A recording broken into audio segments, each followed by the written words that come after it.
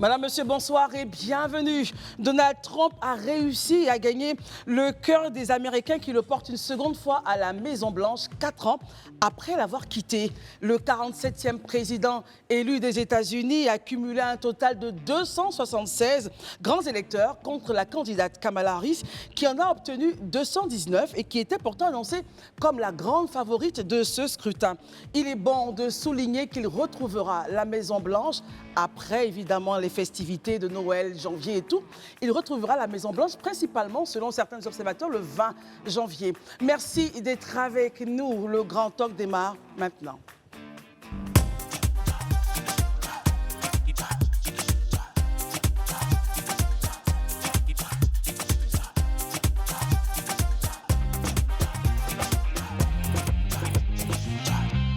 Justement, nous allons passer le temps à décrypter cette victoire, on va dire historique, ce retour, ce comeback de l'homme que tout le monde, en tout cas pour certains observateurs, disait perdant face à Kamala Harris, mais il a démontré le contraire.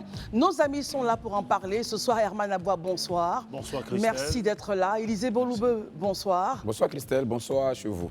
Barry, bonsoir, merci d'être là bonsoir ce soir. Christelle, bonsoir les amis, bonsoir chez vous. Daouda Koulibaly, bonsoir. Bonsoir Christelle, bonsoir à tout le monde et surtout bonsoir chez vous. Chez vous tous. Chez nous tous, voilà. J'ai une pensée pour les Ivoiriens qui vivent aux États-Unis. Aux États-Unis, ah oui, et tous les Africains, tous ceux-là qui nous regardent partout dans le monde. Bonsoir chez vous. Je vais me battre chaque jour pour vous, déclarait donc le candidat Donald Trump sous les applaudissements de ses supporters ce mercredi très tôt, justement après avoir compris que la victoire était pliée, comme on le dit communément en Côte d'Ivoire, et qu'il était allègrement en chemin vers la Maison-Blanche, 47e président des États-Unis. Herman Aboua, qu'est-ce qui a fait la différence justement pour Donald Trump? Je pense que ce qui a bien pu faire la différence, c'est, je pense que la constance. Hein. Vous savez que ce monsieur-là, il a des discours qui sont des discours souvent atypiques, qui tranchent, qui sont très clivants. Et ça prouve aussi, pour ceux qui connaissent la mentalité des Américains, ça prouve une certaine sincérité. Quand quelqu'un tranche et il est constant dans sa démarche, souvent, et c'est parce qu'il est sincère. Moi, je pense qu'au-delà de cela, c'est parce qu'il y a quand même des challenges aux États-Unis aujourd'hui que les démocrates, les dirigeants démocrates n'ont pas pu surmonter.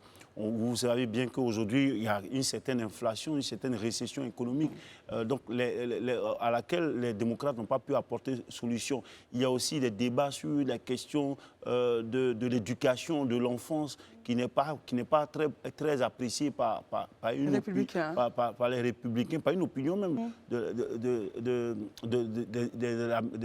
y a la question même, les questions par exemple sur la gestion des minorités. Aujourd'hui, vous voyez bien que quand tu regardes dans les États de Georgia, par exemple, où il y a Atlanta, une forte communauté noire, et dans d'autres États des États-Unis, où il y a une forte communauté noire. Qui a basculé pour Trump. Généralement, ces noirs-là, c'est afro-américain, comme on le dit. Ils votent démocrate. Ils votent démocrate. Mais aujourd'hui, on a vu qu'il a quand même fait une rasiade presque de tous les swing states, les swing states qui sont ces États, généralement, qui votent démocrates ou républicains. Ils ne sont pas très stables, voilà. Aujourd'hui, cette fois-ci, on a vu North Carolina, on a vu Wisconsin, Pennsylvania, on annonce Michigan. Et il est encore au rouge dans les autres swing states, par exemple, qui attendent Nevada et autres. Donc, je veux dire que c'est vraiment cette razzia rouge.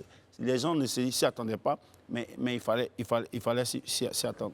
Très bien. Élisée Boloube, alors comment est-ce qu'on arrive à faire un comeback comme cela, victorieux, mais vraiment très victorieux, d'un monsieur qui était annoncé comme portant pas mal de charges judiciaires sur ses épaules, ensuite pas très aimé, présenté en tout cas dans certaines presses comme quelqu'un de fasciste, pas cohérent, pas stable, mais qui est porté par tout un peuple? Déjà, moi, je pense qu'il y a un élément important qu'il faut relever, pour moi est important. Déjà, de signaler que Kamala Harris a reconnu sa défaite et elle a donc appelé Donald Trump pour le féliciter. Une élégance démocratique qui, je pense, en tout cas, nous donnera l'occasion aussi de l'assister en 2025. En tout cas, c'est ma prière. Quand je finis de dire ça, je reviens sur la question. Moi, je pense que les Américains se sont ont plus ou moins dit aujourd'hui leurs attentes. Qu'est-ce qu'ils veulent en réalité? Et que veulent-ils, justement? Oui, les Américains aujourd'hui, je pense qu'il y a deux choses essentielles.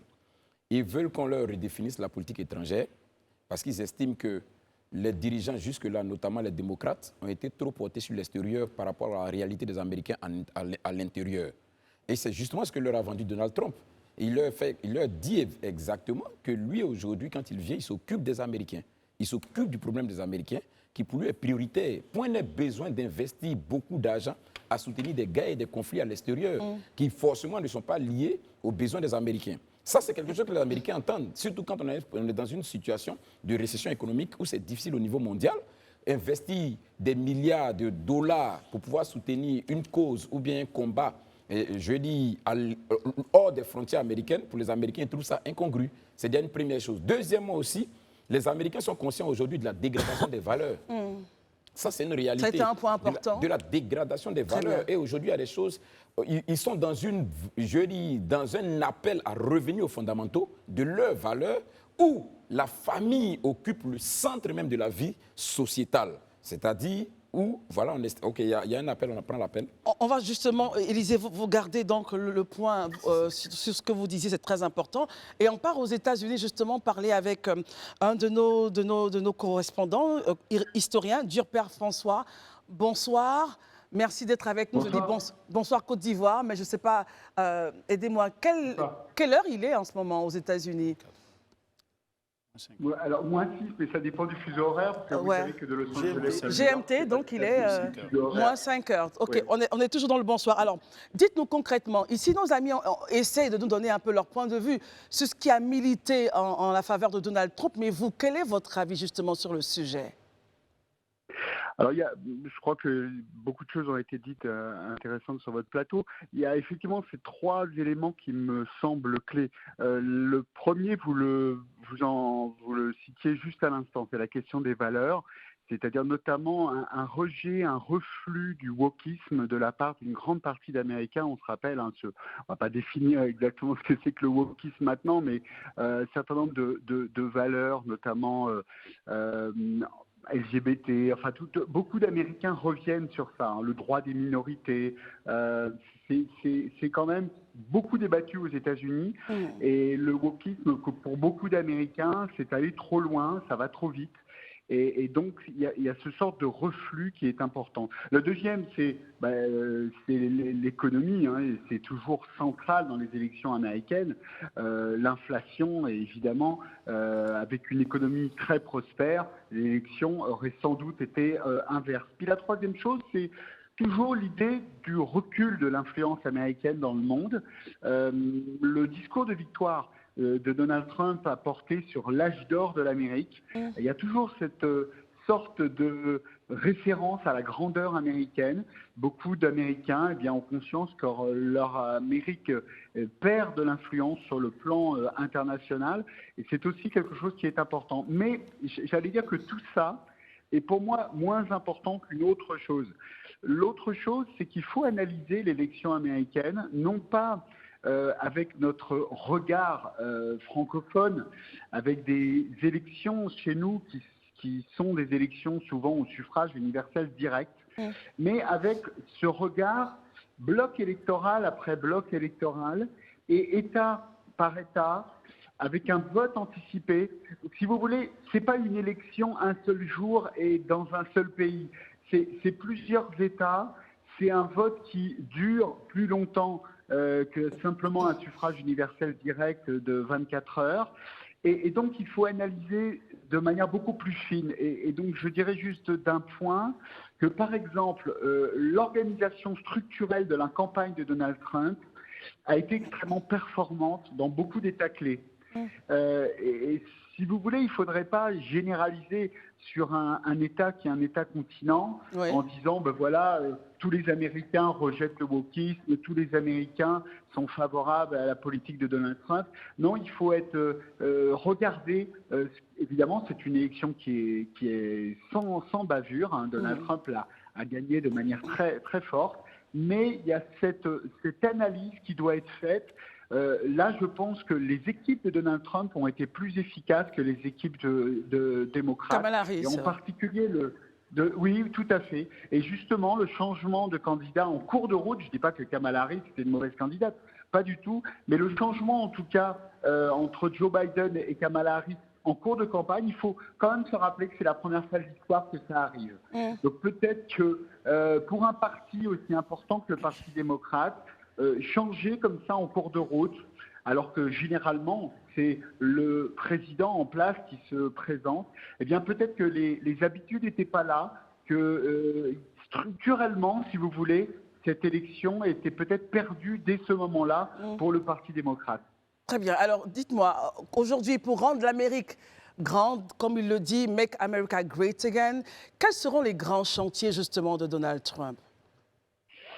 Alors, évidemment, il y a les chantiers intérieurs, les chantiers extérieurs. Sur le plan intérieur, c'est assez facile de lire sa politique parce qu'on a déjà un premier mandat Donald Trump, donc on sait un peu ce qu'il a l'intention de faire. Et en plus, il a dit je vais continuer ce que je faisais lors du premier mandat. Donc, baisse d'impôts, et ça, beaucoup d'Américains en sont friands. Et puis, également des droits de douane très élevés sur les produits à l'importation. On peut imaginer aussi des expulsions massives de migrants. En tout cas, c'est ce qu'il a promis, des expulsions, et il a dit les plus importantes de toute l'histoire du pays. Et puis sur le plan international, alors là, l'historien va vous répondre, pas en faisant une réponse de Normand, mais en vous disant qu'un changement de président, ça ne change pas tout sur la scène internationale. Trois exemples. Le premier exemple, l'Ukraine. On n'imagine pas un changement du tout, même si les républicains vont sans doute beaucoup plus discuter l'aide à l'Ukraine, notamment l'aide financière. Sur le Proche-Orient, on sait que Donald Trump est très proche de la politique de Netanyahou. Tout à fait. Mais on ne peut pas dire que Kamala Harris arrivait avec un programme foncièrement pro-palestinien. Donc si vous voulez, sur le plan du Proche-Orient, on ne peut pas dire qu'il y ait deux politiques absolument contraires entre le Parti démocrate et le Parti républicain. Et puis, sur la scène africaine... ah oui, c'était justement la dernière question, justement. Quel projet pensez-vous qu'il aurait pour l'Afrique? Alors, projet, ça je peux vous répondre, aucun, puisqu'il n'y a pas de projet africain de Donald Trump. Vous avez vu le premier mandat, la lenteur même de l'installation du corps diplomatique, par exemple, au sein du département d'État, vous avez un bureau Afrique, rien n'était préparé lors du premier mandat, et on voit que Donald Trump n'est pas un homme qui a conscience des enjeux. Il n'a pas conscience qu'à la fin du siècle, 40% de la population mondiale sera africaine. Et donc, on peut s'attendre à ce que pendant 4 ans, la Chine, la Russie, l'Inde prennent bien le terrain que va continuer de laisser les Américains. Alors, très concrètement, on s'attend à des réductions en matière de politique de santé, par exemple. On s'attend à ce que l'AGOA, qui doit être renouvelée, cette grande loi tout à fait, entre l'Afrique et les États-Unis, eh bien, soit patine. Et on va avoir du mal du côté des diplomates américains à avoir vraiment une politique avec une vision. Et puis, ce qui intéresse aussi beaucoup de citoyens africains, c'est les possibilités de déplacement et les possibilités pour, par exemple, des étudiants de venir étudier aux États-Unis. Donald Trump a dit que ça allait être très compliqué. Et on peut le croire parce que lors du mandat de Donald Trump, son précédent mandat, eh bien, on a eu des difficultés beaucoup plus importantes à migrer aux États-Unis. Donc, mais c'est que 4 ans aux élections, c'est 4 ans. Donc, il y aura un avenir pour les relations entre les États-Unis et l'Afrique, mais effectivement, ça peut être difficile dans les mois qui viennent. 4 ans qui peuvent être renouvelés par le peuple américain. En tout cas, merci beaucoup, Monsieur Durper François. Vous nous appelez donc des États-Unis et vous êtes historien. Merci infiniment. Au revoir. Au revoir. Élise, on revient donc sur votre point. Vous avez partagé exactement le même point. Il a dit que les valeurs, le peuple américain donc, a rejeté en grande partie le wokisme.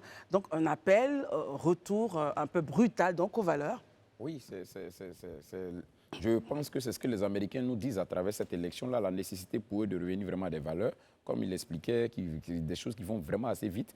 Et à un moment donné, il faut marquer le pas, essayer de voir effectivement qu'est-ce qui a fait la grandeur des États-Unis. C'est ces valeurs qui ont toujours entouré et qui étaient portées par la famille qui ont fait la grandeur des États-Unis.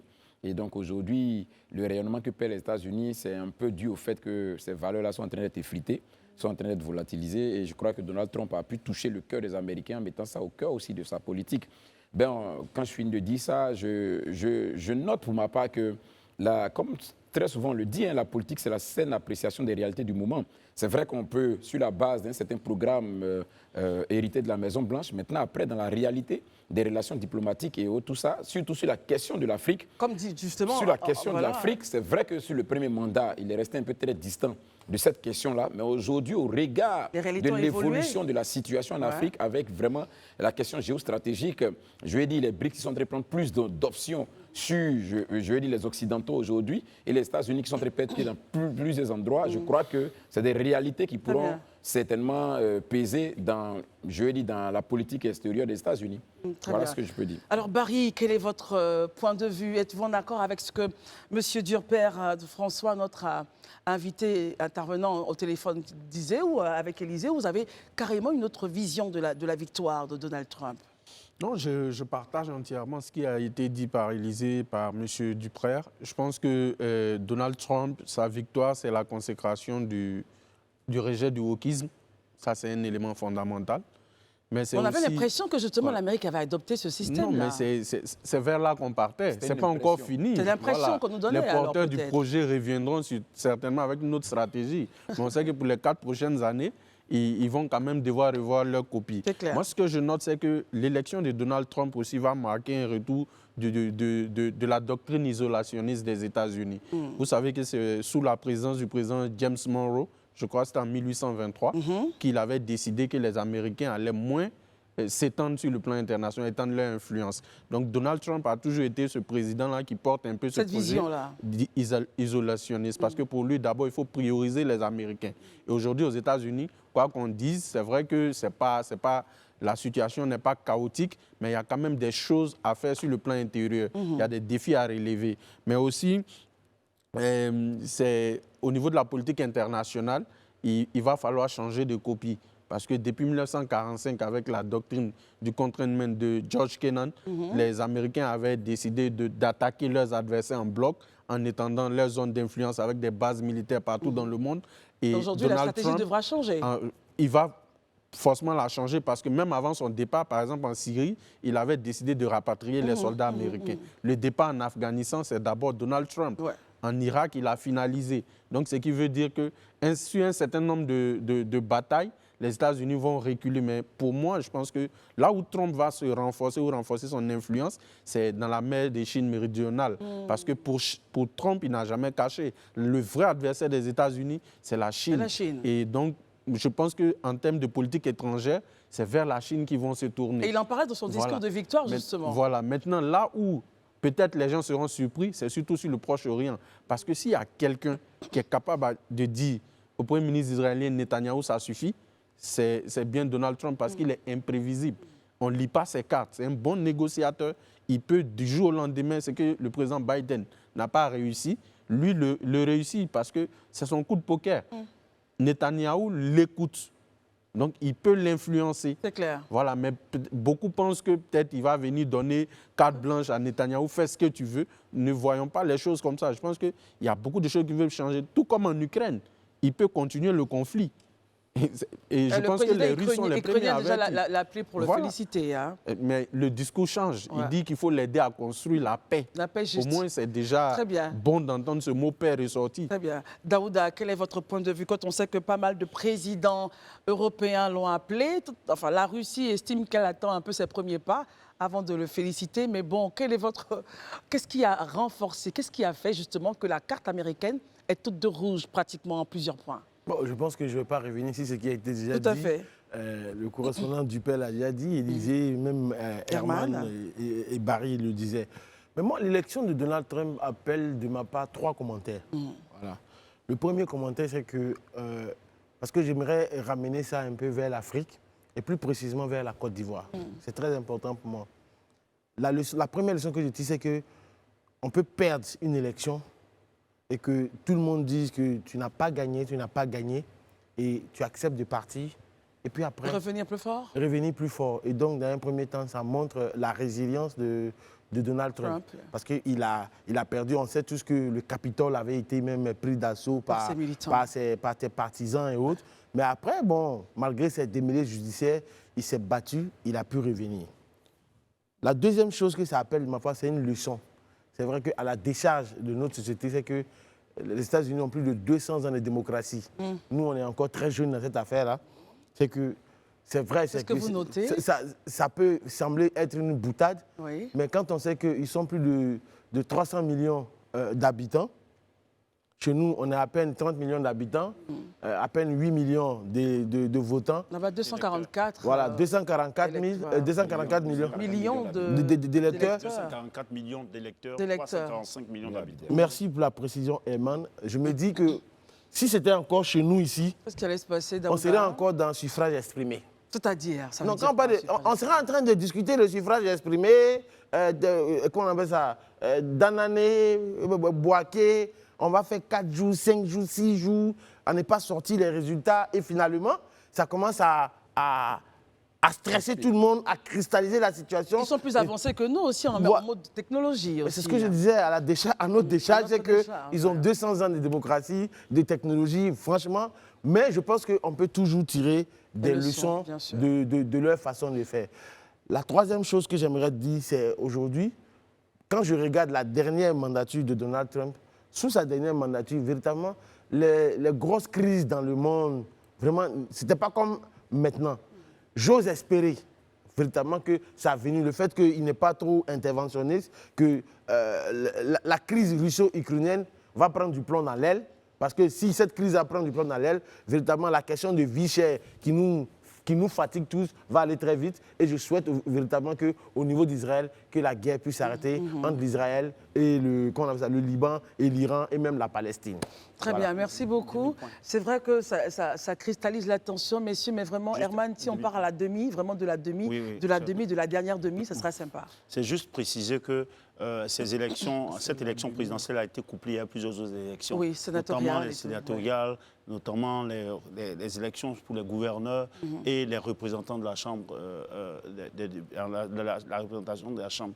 Mais ce qu'on constate, c'est que les républicains sont majoritaires dans toutes ces élections-là, ce qu'on n'avait pas vu par le passé. Donc aujourd'hui, Donald Trump a toutes les institutions pour vraiment aller vite avec ses réformes. Merci Herman. Barry, vraiment en fait, ce que je voulais préciser, c'est qu'on jugera Trump aussi sur la composition de son cabinet. Si jamais on retrouve les mêmes néoconservateurs qui étaient là avec lui en 2016, il va reproduire les mêmes erreurs. Mais s'il continue sur cette même dynamique, avec son vice-président qui est relativement jeune, Elon Musk, Kennedy Jr., je pense qu'il peut apporter quelques changements quand même. Maintenant, ceux dont vous parlez, les néoconservateurs, peut-être qu'ils ont appris de leurs erreurs. On regardera, comme vous l'avez dit, la composition de ce cabinet-là, à suivre donc. Messieurs, revenons à Abidjan, parce qu'on a aussi nos challenges ici. Et parlons maintenant justement du développement urbain à Abidjan. Plusieurs chantiers donc, seront livrés dès décembre 2024. Le Premier ministre Robert Begré-Mambé, accompagné donc du ministre de l'Équipement et de l'Entretien routier, le docteur Amédée Kofi Kwaku, ont visité 5 chantiers d'échangeurs en construction dans la capitale économique Abidjan. Voilà, c'était donc le mardi dernier. Plusieurs chantiers seront livrés dès décembre 2024. Élisée Boloube, les chantiers livrés, toute la population les attend. Hein. Oui, on les attend impatiemment. C'est vrai qu'aujourd'hui, on subit d'énormes désagréments à cause de ces chantiers-là, parce que, je l'ai dit, le démarrage de ces chantiers a dû modifier un certain nombre de tracés, donc qui rend la circulation de plus en plus difficile. Comme pouvait l'indiquer le Premier ministre, c'est le sacrifice à faire pour pouvoir avoir une fluidité routière d'ici quelques mois. Donc on va souffrir, on va accepter de souffrir. Mais je vois dans la démarche déjà du Premier ministre une volonté de mettre un coup d'accélérateur sur les travaux.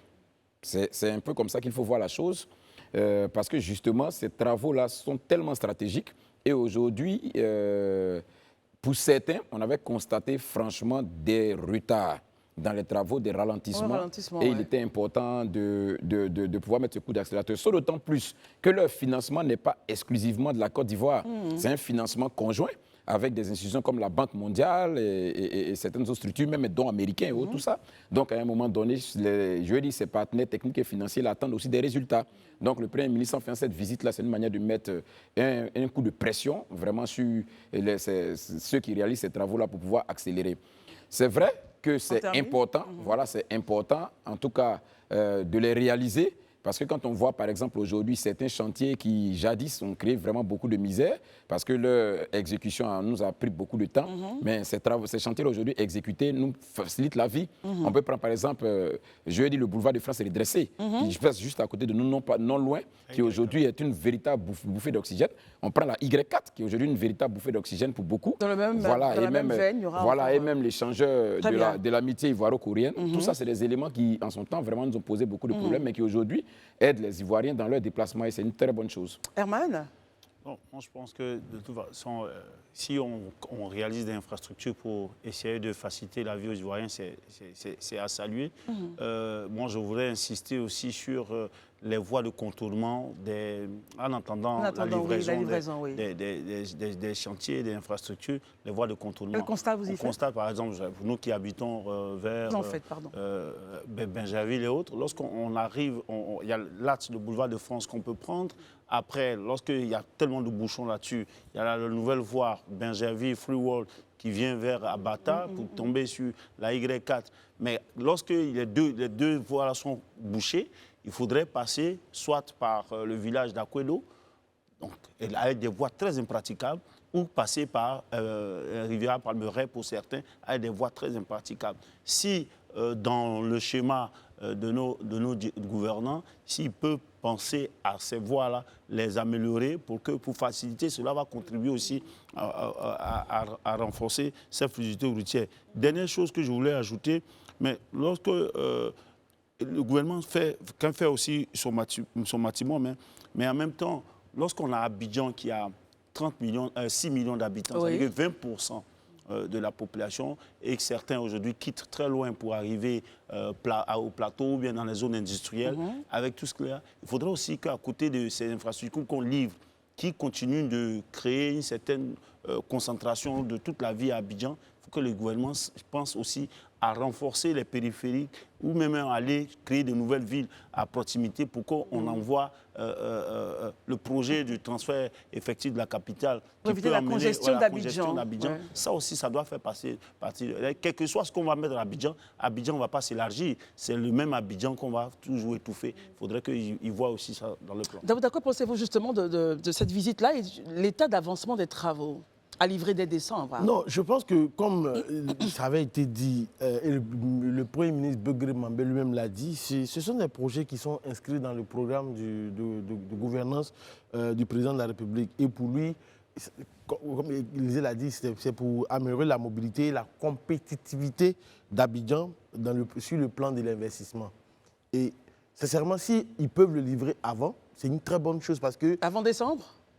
Franchement, même si on peut le livrer demain après, c'est vrai que c'est de la caricature, mais ça serait bien parce que lui-même, le Premier ministre en est tellement conscient qu'il a véritablement, lors de cette visite-là, il a félicité les Ivoiriens pour leur patience. Parce que j'avoue que la patience des Abidjanais est mise à rude épreuve. Parce que pour aller au travail, être à l'heure au travail à 7h30, il faut se réveiller. Il a même parlé de ceux qui habitaient Bingerville, c'est pas... Lui parle de Bingerville, c'est pour lui, il connaît. Moi, je parle pour moi aussi. Je suis obligé de me réveiller à 4h du matin. 5h du matin. Et arriver au plateau à quelle heure? En tout cas, tu as au moins 1h30 de trajet, 1h30, voire 1h50 de trajet, quand il n'y a pas trop de bouchons. Et la patience des Ivoiriens, la discipline. Et la discipline, je pense qu'il l'a salué. Mais ce sur quoi j'aimerais véritablement m'apaisantir, parce que c'est vrai qu'on va tous parler des infrastructures, il a attiré l'attention des Ivoiriens sur un fait qui m'a véritablement touché. Parce que je me rappelle qu'il y a certaines années en arrière, tous ces gros chantiers, généralement qui étaient peut-être faits par des entreprises chinoises, la main-d'œuvre était généralement de ces pays-là. Là, on a un contenu local avec des jeunes. Et il le dit clairement, il y a un contenu local qui est là. Il dit que 80% de la main-d'œuvre sur ces chantiers-là sont ivoiriennes. Donc, et surtout, il a invité les jeunes filles à s'y intéresser, à aller vers le génie civil BTP. Je pense que c'est déjà une très bonne chose. Quand on sait que la question de l'employabilité dans nos pays africains, c'est souvent très difficile, je pense que c'est déjà une très bonne chose. Maintenant, je termine très rapidement et pour apporter de l'eau au moulin de Herman. C'est vrai, Abidjan, c'est beau, c'est bien, mais on parlait hier de la santé. Il y a une forme de disparité entre la zone d'Abidjan et les autres villes. Ouais. Parce que moi, je le dis sincèrement, c'est mon ressenti. Abidjan sent. Quand il dit ça sent, c'est pas au sens propre, mais c'est étouffant. C'est étouffant, on est tous congestionnés. Souvent, on a envie d'aller à l'intérieur. On a aussi envie de voir ce genre de choses à Bouaké, à Daloa, à Odéné, à Korogo et autres, de sorte à ce qu'on ne soit pas tous obligés de rester à Abidjan. Mais en même temps aussi, l'État ne peut pas tout faire à l'intérieur. Pour des grands projets comme ça, c'est l'État. Oui, bien sûr, de grands projets comme ça, mais est-ce que justement les collectivités, les conseils régionaux n'ont pas... C'est tout ça l'État, c'est vrai, mais n'ont pas aussi une action à faire. Barry, on vous écoute sur le point. Non, je salue l'implication du Premier ministre. Je pense que mes co-débatteurs l'ont dit. Abidjan aujourd'hui, quand vous prenez la zone de Cocody, il y a assez de bouchons parce qu'il y a assez de travaux. Le boulevard Félix Houphouët-Boigny, anciennement boulevard Valéry Giscard d'Estaing, on sait qu'il y a un échangeur à Koumassi, il y a un autre à Akwaba. Akwaba, on sait ce que ça représente sur le plan stratégique parce qu'il y a l'aéroport, mais il y a aussi la sortie vers Bassam. Donc si déjà, d'ici janvier, on a Akwaba libéré, ça va faciliter la circulation. Mais aussi, ce que je voulais dire, et plaider auprès du Premier ministre, je ne sais pas s'il me verra, c'est aussi le traitement de ces jeunes Ivoiriens là, qui travaillent sur 80% de cette main-d'œuvre ivoirienne. Il faut penser aux manœuvres aussi parce que souvent, ce n'est pas des conditions faciles. Je parle au niveau du travail. Une fois, j'étais de passage à Akwaba. Je n'ai pas eu les détails, mais ça semblait grogner au niveau des ouvriers. Ils semblaient se plaindre. Il semblait se plaindre. J'avais même une affiche en disant « payez notre argent » et tout. Donc, il va falloir se pencher sur cette question parce que plus l'employé de terrain est motivé, plus il sera performant. Et on sait que la motivation, c'est vrai qu'il y a l'amour du pays, mais il y a aussi le traitement financier. Donc, il faut que les Ivoiriens qui travaillent sur ces sites-là puissent avoir de quoi à subvenir à leurs besoins. Et autre chose, il faut penser aux villes smart. Ce que j'appelle ville smart, c'est des petites villes à proximité d'Abidjan. Je prends à l'épée, il y a Dabou, non loin de là, où on peut créer de nouvelles villes. On peut aller en Doussi, créer une nouvelle ville. Yamsokro, le déplacement de la capitale, ça s'impose, c'est de droit. C'est quelque chose qui est déjà acté sur papier. Il reste à finaliser. Donc, vous parliez des collectivités territoriales tout à l'heure. C'est l'État. Tout ça, c'est l'État. Donc, il faut que les services de l'État passent à l'action pour désengorger Abidjan, parce qu'il faut désengorger Abidjan. Élisée Boloube, lorsque le Premier ministre descend à chaque fois pour visiter les travaux, on sent que ça va s'accélérer et donc arriver à respecter les délais. Oui. Et les coûts, voilà. Oui, c'est justement on se rappelle un peu de ce qu'il avait dit pendant la CAN, pas de sous ajoutés. Un franc de plus. Oui, comme je le disais, c'est un élément de pression. À travers ces visites-là, c'est ce qu'il faut voir. Et je voudrais en tout cas prendre aussi avec les Ivoiriens ici au mot, je vais dire, le Premier ministre et l'ensemble, des membres du gouvernement sur un certain nombre d'engagements. Peut-être qu'il faut qu'on le note. Les travaux, par exemple, d'aménagement du carrefour à Akwaba, réalisés à 85%, prendront fin à fin décembre 2024 et janvier 2025. Entre fin décembre 2024 et janvier 2025. Donc, logiquement, nous, les Ivoiriens, on est censés recevoir cet ouvrage-là dans cette période-là, c'est-à-dire fin décembre. Fin décembre. Voilà, ou en janvier 2025. Et quand on dit fin décembre, c'est le 31 décembre. Au plus tard. Bon, on dit entre décembre, on leur accorde entre décembre et janvier 2025. C'est ce qu'ils ont écrit. La construction de l'échangeur du Grand Carrefour de Koumassi, exécutée à ce jour à 43%, est prévue s'achever en août 2025. Je le dis pour que les Ivoiriens notent ensemble parce qu'on va interpeller nos autorités sur ça. Prévu pour s'achever. Prévu pour s'achever en août 2025. On n'a pas la date, donc on a tout le mois. Hein. Oui, le Grand Carrefour de Koumassi. Très bien. Voilà. Maintenant, le projet de construction des échangeurs au carrefour de l'école de police, de la Riviera 3 et de la Palmeraie prendra fin en mars 2026. Le délai est un peu long. On va souffrir un peu, ce n'est pas grave. Mars 2026. L'état d'avancement physique de ces travaux-là, aujourd'hui, est estimé à 27%. L'échangeur de Faya, le taux d'avancement de l'échangeur de Faya. Ouais. Ça, quand je le dis, je regarde bien dans la caméra parce que c'est à 2 pas de chez moi. le taux d'avancement est de 82% et la fin des travaux est programmée pour avril 2025. Je veux vraiment que ces dates-là soient notées. Ce n'est pas parce qu'on veut faire de la police, mais c'est toujours important, quand on est citoyen, de parfois de temps en temps interpeller les pouvoirs publics sur les engagements. Oui, en avril 2025.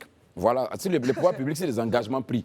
Moi, je pense que c'est réalisable, parce que je pense que les autorités ne peuvent pas donner des délais comme ça pour faire du cosmétique. C'est pour ça justement que le Premier ministre est descendu sur la réalité du travail et de ce qui reste à faire qu'on fixe les délais. Et puis en plus, comme je le dis, on a des engagements vis-à-vis des partenaires financiers et techniques. Donc ça aussi, c'est la crédibilité de l'État qui est en jeu. Donc pour l'instant, en tout cas, on va serrer, on continue d'être patient, résilient, jusqu'à ce que les travaux soient livrés. Vraiment très rapidement. En fait, c'est un plaidoyer. Vraiment, je souhaite attirer l'attention du Premier ministre. Monsieur le Premier ministre, regardez au niveau de la Y4. Pour nous qui utilisons la Y4, je peux vous dire que... Quel challenge vous avez là-bas? Non, le gros, ils ont ouvert la voie, c'est très important, c'est bien, mais il y a un problème de lumière. Et puis de marquage au sol. Voilà, il n'y a aucun marquage au sol, donc même souvent les panneaux de signalisation, c'est souvent compliqué. On souhaiterait véritablement qu'il puisse véritablement instruire son collaborateur, le ministre Amédée, de sorte à ce que... Voilà, il y ait des marquages, il y ait aussi de la lumière pour éviter les accidents. Pour éviter les accidents. Parce que là-bas, souvent, il y a des chauffeurs qui roulent à tombeau ouvert. Pour nous autres qui n'avons pas de voiture, qui peuvent rouler à cette allure-là, souvent c'est compliqué. Voilà. Le message Donc, est passé. Monsieur le Premier ministre, vraiment, nous comptons sur vous et votre façon de travailler. Ça nous touche vraiment beaucoup. Merci beaucoup, Daouda. Alors, messieurs, on a parlé donc des infrastructures. On va essayer de regarder, on va aller sur le sport et saluer donc la paix qui revient par la justice. Parce que justement, la justice a légitimé Jean-Marc Yessé, président de la Fédération ivoirienne de taekwondo. Voilà, il a été renforcé donc par la justice ivoirienne le mardi 5 novembre 2024. Et donc cette affaire qui l'opposait à ses dissidents, ben voilà, c'est terminé. La justice le reconnaît comme seul et unique président ayant qualité de représenter la Fédération ivoirienne de taekwondo. Ça peut s'applaudir. Affaire close. Vous applaudissez bien sûr. Bien sûr, ça peut s'applaudir. Moi, en tout cas, j'applaudis. Affaire close, Herman, c'est terminé. La paix revient dans la maison. Point. La sérénité aussi par la justice. Moi, ce que je note, c'est que, ça je l'ai dit lorsque cette affaire a démarré, lorsqu'on a élu quelqu'un pour un mandat, si on l'a choisi et que dans la marche, ça ne fonctionne pas comme on souhaite, on attend. Oui, vous l'avez dit la dernière fois. Le mandat on attend sur la fin de son mandat. Donc tout le reste, c'est de créer des bruits. Moi, je pense qu'il faut s'éloigner des bruits. Mais lui-même, Yassé, il doit comprendre que souvent, j'ai parlé aussi ici de cumul de fonctions. Il faudrait que certains élus, qui ont certaines personnalités qui ont des responsabilités avec des communautés et autres, il faudrait qu'on les éloigne de la possibilité d'être aussi responsable d'autres fédération, enfin, c'est de qu'est-ce qui est gênant, Herman? Ce qui est gênant, voilà, il y a une crise là. Souvent, on confond le maire et le président de fédération. La justice l'a légitimé, donc il est voilà. Mais oui, mais en même temps, ça pose quand même tout de même. C'est-à-dire que lorsqu'il y a une crise, il y a eu quelque chose, il y a une crise. Même si la crise passe, il y a quand même des remous. Je parle, par exemple, aujourd'hui, on pose la question sur sa gestion des hommes. Souvent, on a eu écho que les agents de la mairie, souvent, se plaignaient. Et aussi, on voit cela. Moi, je pense que c'est parce qu'il a plein de choses en même temps qu'il fait. S'il pouvait lui-même, à un moment donné, laisser la fédération à la fin de ce mandat pour se consacrer à sa communauté, à la ville ou bien la fédération. Très bien. Élisée, quel est votre point de vue justement sur le fait que la justice ait dit je reconnais Jean-Marc Yessé comme étant président légitime de la Fédération ivoirienne de taekwondo? C'est une décision de justice, moi je la respecte. Je suis légaliste, donc moi je n'ai pas de problème avec. Il y a une crise qui se pose, la justice prend une décision.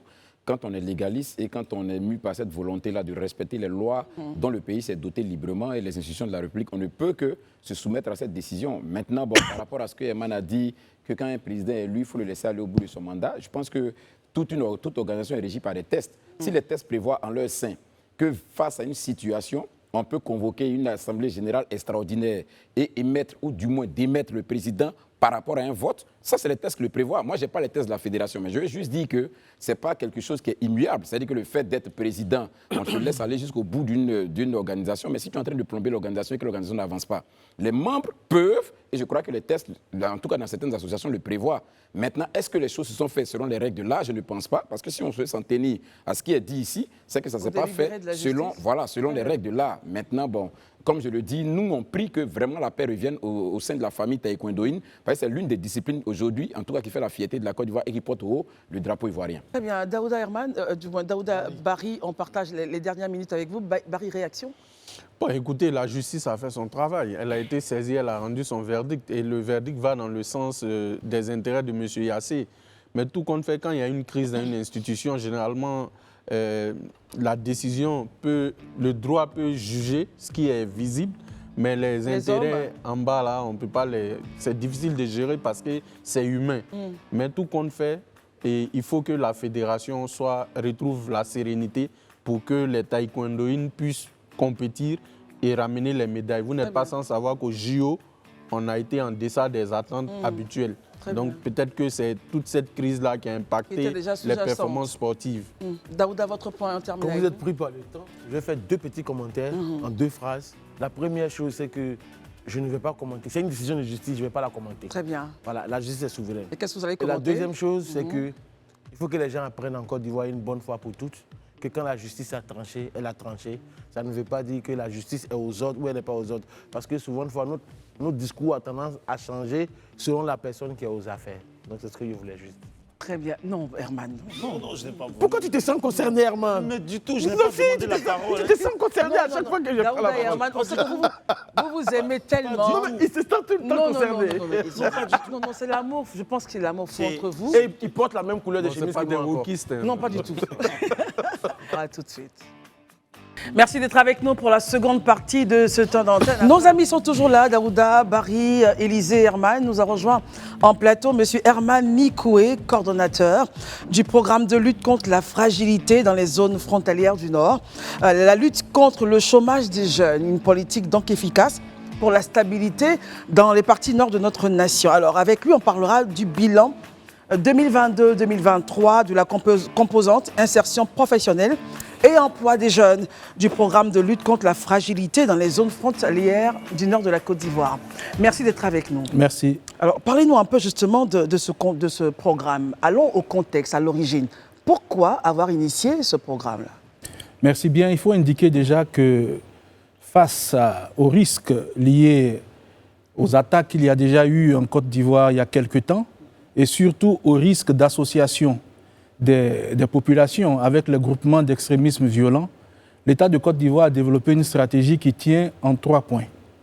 D'abord, une riposte militaire avec tout ce qui tourne autour. Ensuite, un accompagnement de ces différentes zones avec le développement des infrastructures pour mettre les populations à leur aise. Donc, c'est tout ce qui concerne la construction d'écoles, de centres de santé, les infrastructures, toutes les infrastructures, donc l'électrification, l'eau, etc. Et le troisième élément, c'est vraiment la résilience socio-économique des populations à travers l'accès à l'emploi et l'accompagnement de ces populations vers leur autonomisation. Donc, ce sont ces 3 solutions-là, donc la troisième mise en œuvre par notre ministère, le ministère de la Promotion de la Jeunesse, avec l'ensemble de ses partenaires qui aident donc ces populations vers une occupation plus saine, accompagne les jeunes vers l'insertion professionnelle durable. Voilà. Daouda, question? Monsieur le directeur, le 22 janvier 2022, avec l'ex-premier ministre Patrick Kachi, vous avez lancé le programme de lutte contre la fragilité dans les zones frontalières. Aujourd'hui, nous sommes en 2024. Quel bilan?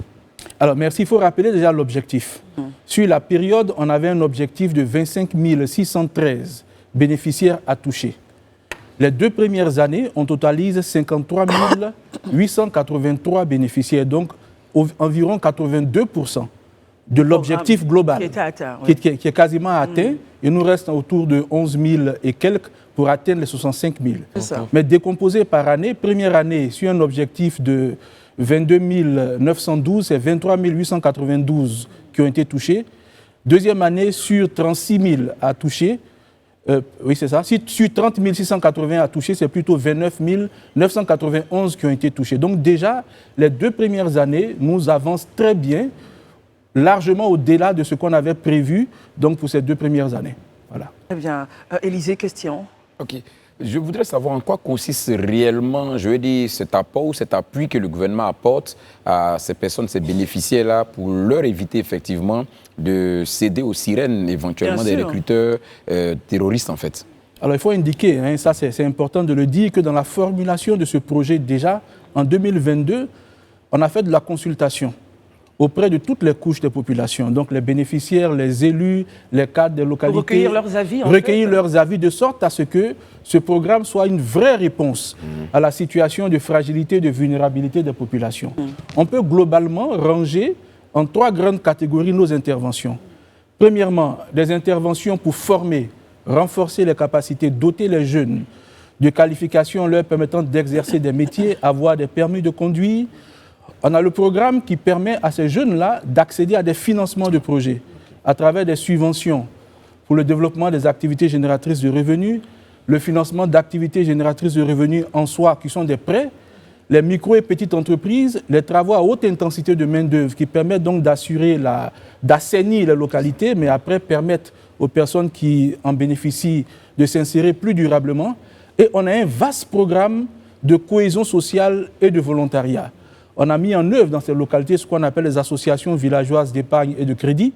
Il s'agit de regrouper des populations qui naguère peut-être pouvaient avoir quelques petites divergences, mais les amener à vivre ensemble, ensuite à développer l'épargne locale.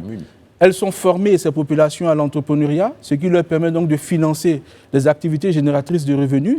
Et à terme, on arrive à développer une microéconomie locale donc, qui va aller en s'étendant. On a aussi tout le programme de volontariat qui permet donc à des jeunes de ces localités d'apporter de l'assistance, de relayer le message de sensibilisation auprès de ces populations. Juste pour les AVEC, il faut noter qu'on a plus de 12 000 personnes dans ces 6 régions, associations villageoises d'épargne et de crédit. Bien, ouais. Sur les 2 années, on a plus de 12 000 personnes donc dans ces régions qui sont touchées par les AVEC.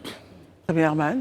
Monsieur le directeur, 33 milliards pour 65 000 jeunes environ, c'est énorme, mais c'est raisonnable. Si on fait une moyenne, ça fait environ 500 000 francs en CFA pour chacun. Aujourd'hui, moi, je veux savoir les activités que vous lancez pour ces jeunes-là.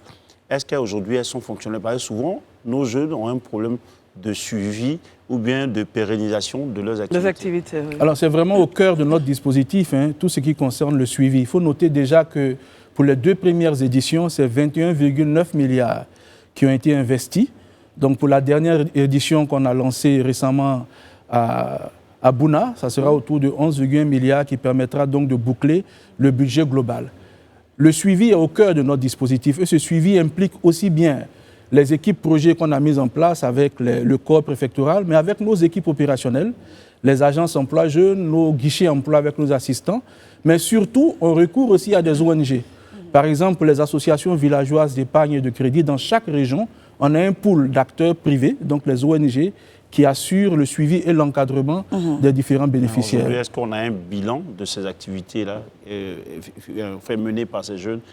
Quelles sont ces activités?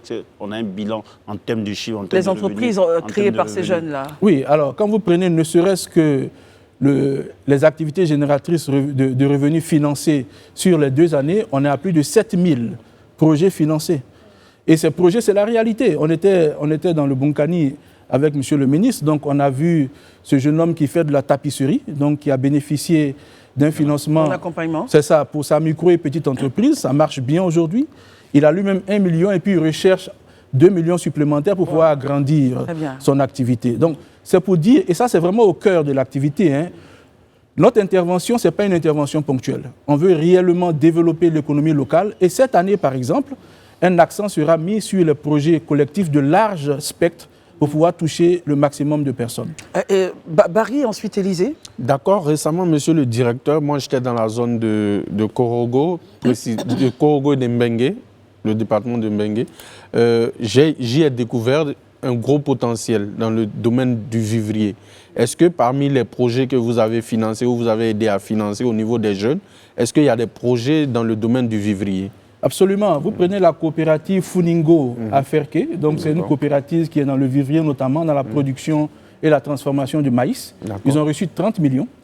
Donc, ce n'est pas que des financements de 1 million, 5 millions. Il y a aussi des financements collectifs. Donc, ça marche très bien.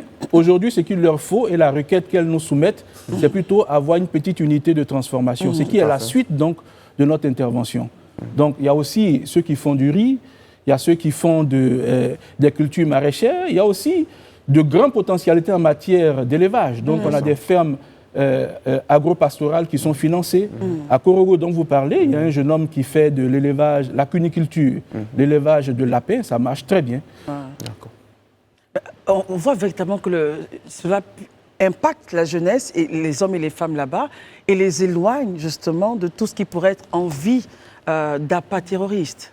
Alors, et là, je vais vous faire une expérience, un retour d'expérience très pratique. On était à Kafolo avec International Crisis Group qui faisait une mission là-bas. Ils ont sorti même un rapport qui est disponible et qui vraiment vante les mérites de ce programme. L'exception ivoirienne avec ce programme. Mais on a parlé aux jeunes, on leur a demandé aujourd'hui comment vous sentez-vous en sécurité par rapport à avant. Ils disent qu'ils se sentent en sécurité et qu'ils ont de l'espoir et aujourd'hui ils ont confiance dans l'État et dans ce que l'État met à leur disposition.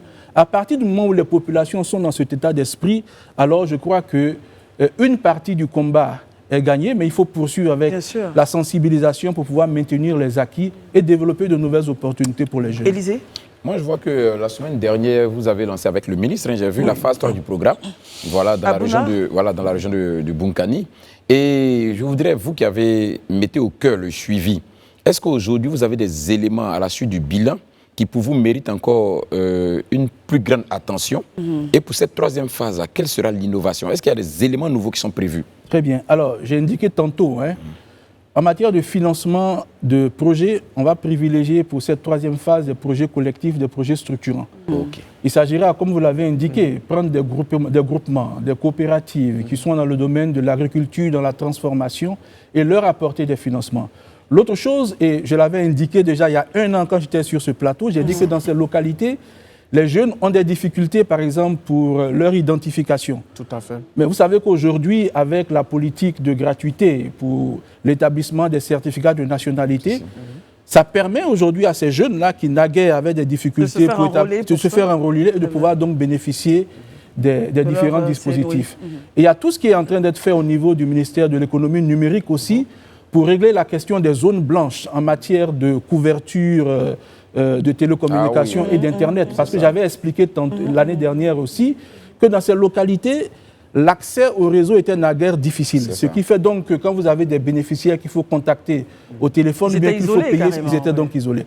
Donc toutes ces choses sont en train aujourd'hui de rentrer dans une dynamique de prise en compte, ce qui facilite la mise en œuvre des programmes au profit des populations. Et encore par retour d'expérience, on était à Téini, où une dame qui vous dit, écoutez, nous, il y a de cela quelques mois, on devait utiliser le réseau burkinabé pour pouvoir communiquer. Mais aujourd'hui, ce sont des choses qui sont réglées. Pouvoir communiquer sur Abidjan, avec Abidjan. Oui, parce qu'elles sont très proches de la frontière. Mais aujourd'hui, ce sont des choses qui sont en train d'être réglées et les populations, donc, ont confiance en l'État et donc se retrouvent dans la République et peuvent donc exploiter tout ce qui est mis à leur disposition. Très bien. Oui, Élisée, relance rapide. Je voulais juste rebondir sur le profil en fait, des personnes qui bénéficient. Est-ce que c'est je veux dire, une candidature volontaire ou est-ce qu'avec la communauté, il y a un ciblage qui est fait pour pouvoir apporter cet appui-là éventuellement? Ce sont les deux. D'abord, c'est volontaire. Mais en même temps, n'oubliez pas qu'au-delà de tout, un objectif du programme, c'est de créer la cohésion sociale. C'est clair. Bien sûr. Quand vous prenez les associations villageoises d'épargne et de crédit, c'est d'amener ces populations-là à travailler ensemble, à mener des activités ensemble. Donc au début, vous faites de la sensibilisation, mais de bouche à oreille, elles se parlent. Et puis souvent, le chef de village, les sous-préfets interviennent pour montrer le bien fondé des dispositifs. Alors, en août dernier, on a organisé toute une campagne avec le corps préfectoral qui s'est rendu dans toutes les localités pour parler aux populations. Ce sont des choses extrêmement importantes parce que quand ils entendent de la bouche du préfet ou bien du sous-préfet que tel programme doit nous amener à vivre mieux et qu'on doit tourner le dos à tout ce qui est risque, alors ça donne confiance, ça incite les populations à participer. Donc pour répondre à votre question, c'est une combinaison de ces différents facteurs-là qui permettent donc de toucher les populations. Herman? Herman Nikwe, quand on vous entend, j'avoue, tout est huilé, la machine fonctionne bien.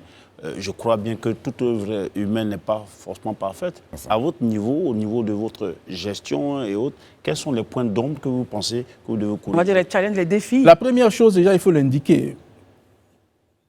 La représentation, par exemple, des structures financières dans le nord de la Côte d'Ivoire n'est pas égalitaire. Vous prenez toute une région comme le Folon, il n'y a pas de banque, il n'y a pas de microfinance. Mais comment est-ce que vous pouvez apporter des réponses en termes de financement aux populations? Est-ce un retour que vous faites justement aux institutions financières? Oui, c'est fait. C'est fait. Et il y a des dynamiques actuellement pour pouvoir régler la question. Vous avez un autre point? Voilà, ça fait donc que la personne qui a Minignan, qui a emprunté de l'argent, elle doit se rendre jusqu'à Odiéné pour rembourser, mais au lieu de rembourser, elle utilise l'argent pour faire autre chose. Conséquence, le taux de remboursement de cette zone va décliner. Autre chose aussi, et je l'avais indiqué, c'est aussi lié, prenez par exemple l'opération de permis de conduire. Pour faire le permis de conduire, il faut avoir une pièce d'identité. Mais en même temps, il faut se rendre à un centre de gestion intégré. Mais quand vous prenez à Bouna, pour faire votre permis, vous devez descendre, quitter Bolé, dans le fin fond là-bas, pour venir jusqu'à Bouna, où il y a un centre de gestion intégré. Donc du coup, le permis qui devait être fait en 45 jours, il est fait en 6 mois, 8 mois, compte tenu des distances qui sont abandonnées. Voilà, parce que la personne, c'est cela, la personne a l'impression d'être délaissée alors que nous faisons l'effort de rapprocher ces services-là des populations. Voici pourquoi, par exemple... Et justement, allez-y, terminez votre phrase. Voici pourquoi, par exemple, là, aujourd'hui, on a signé des accords avec plusieurs partenaires qui nous permettront donc de rapprocher ces structures-là des bénéficiaires. Donc, on a des challenges, il y a des défis qui se présentent, mais ensemble, avec tous les acteurs, on arrive à proposer des solutions. Très bien. Oui, Daouda? Moi, est-ce qu'il y a une forme de transversalité entre vous, vos services, et les autres services? Parce que n'oublions pas, quand on parle de Toubon, quand on parle de Kafolo, on sait tout ce qui s'est passé là-bas. Est-ce que quand vous écoutez vos collègues, par exemple, de l'intérieur ou bien de la sécurité, ils vous disent que ça a véritablement baissé? Est-ce qu'ils attirent votre attention sur d'autres régions quand on sait que... Les tentatives d'attaque terroriste. Quand on sait que on fait frontière avec le Mali et le Burkina, qui sont enclins aux attaques terroristes. Alors je voudrais vous rassurer, dans les équipes projets, on a les représentants de la gendarmerie, de la police, donc qui siègent avec le corps préfectoral. Donc ces points sont des points extrêmement abordés. Bien sûr. Et les interventions sont faites également à l'aune de l'orientation que ces acteurs incontournables dans la zone donnent. Et il y a toute une synergie d'action. Voilà. Et les résultats qu'on présente, ces résultats aussi sont portés à la connaissance des autorités qui décident, de sorte à nous orienter, mais aussi à nous informer sur les priorités. Donc c'est totalement la zone frontalière finalement. Absolument, c'est totalement pris en compte. En tout cas, voilà. C'est rassurant d'entendre cela. Barry? Non, en fait, tout à l'heure, dans les challenges, monsieur le directeur a évoqué les difficultés d'avoir des systèmes bancaires, je crois, dans la région du Folon, si j'ai bien saisi. En dehors de la région du Folon, est-ce qu'il y a une autre région qui est touchée par ce déficit? C'est un exemple. Il y a des disparités. Quand vous prenez le Bunkani, les microfinances sont au niveau de Bouna. D'accord. Mais il y a Teini, il y a Doropo, il y a Nassian. Voilà. Quand vous prenez même Korogo, il y a une concentration dans le département de Korogo. Mais quand vous allez un peu plus loin, il y en a quelques-unes.